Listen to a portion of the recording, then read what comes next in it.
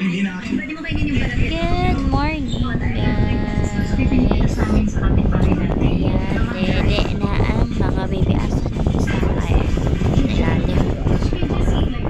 Ay, shush.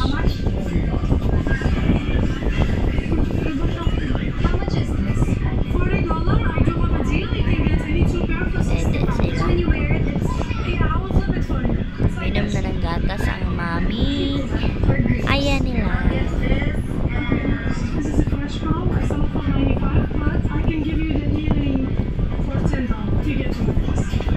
Suggest nga kayo guys kung ano pwede kayo pakain dito sa kanyang mami para dumami ang gatas.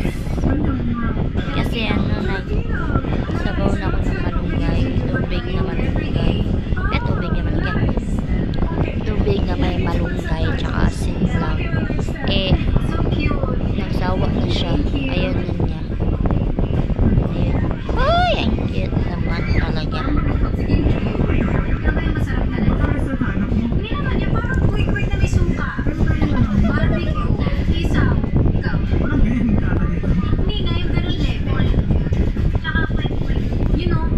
Comment niyo kayo kung anong pwede.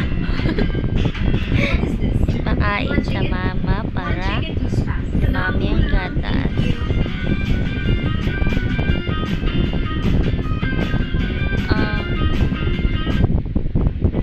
Mga ilan?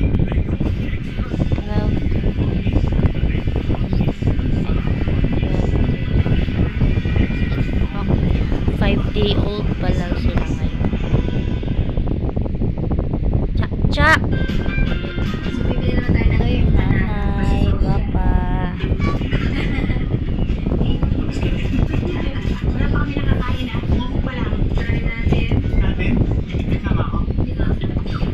Nanonood ako nga Ivan Alawi vlog sa America. Masarap yung atin. Ito parang medyo maalat.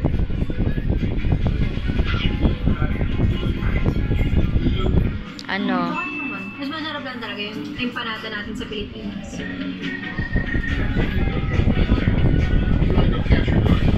Kakain na lang kami sa park kasi walang mga upuan. Hirap kumain. Nag-decide kami yung umre. Doon na lang kami kakain sa bahay. At ito na nga nagyayabang yung yun na yun? Oh, Hans? Ang hirap kasi. Ang init. Todo talaga. Yung init natin parang times 2 dito. Yung araw talagang pumapasok sa loob. And then, walang upuan. Hindi na kami makain. And then, for dinner, gano'n talaga. Gano'n na kami ng street food. Parang malitong vlog. Lahat kami parang pagod. Lalo na yan. Pagoda ang mga bata. Dito na tayo sa bahay. Pero ang pwede lang natin lutuin is yung mga binili natin at kainin. Okay? Pwede tayo ng gulay-gulay. Yes. Diet! Pamay ko muna to. Kasi naman apple or balloon. So, nilagay na lang lahat ng binili natin. Pero habang natin tayo makain. Si Duday. Ba't ka? Hindi ako na-agent. Masarap siya sa Saman. Masarap kasi yung parang hangin. Try mo mama. Kasi narating mo na yung lasa. Ito pa rin? So this one